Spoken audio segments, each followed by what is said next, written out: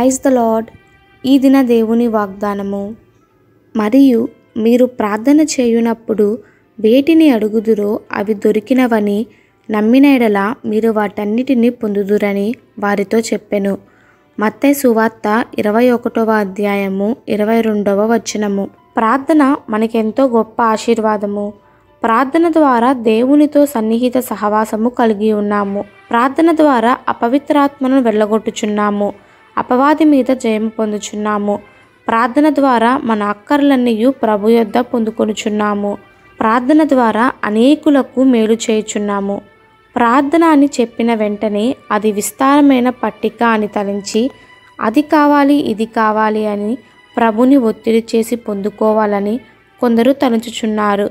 అయితే ప్రార్థన యొక్క గొప్పతనము ప్రభు ఎడల ప్రేమ కలిగి మనసు విప్పి మాట్లాడుట, స్తుతించి కొనియాడుట, సహవాసము చేయుటలోనే ఉన్నది.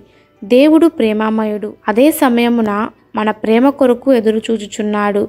ప్రార్థన సమయమందు మనము ఆయన ఎంతగా ప్రేమించుచున్నామని తెలియజేయవలను. ప్రార్థన ద్వారా మనము బలము పొందుచున్నాము, పైనుండి శక్తిని పొందుచున్నాము.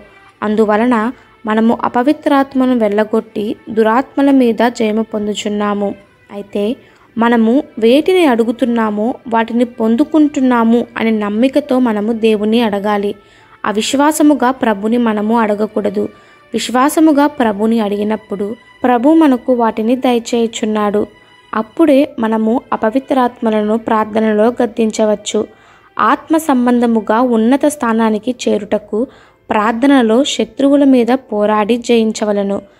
వానిని జయించినప్పుడే ఉన్నతమైన ఆశీర్వాదములు మనము పొందుకోగలుగుతాము. ఈ దిన దేవుని వాగ్దానము మనందరి జీవితంలో నెరవేరులాగున ప్రభు కృప మనందరికీ తోడై ఉండునుగాక. ఆమెన్. God bless you.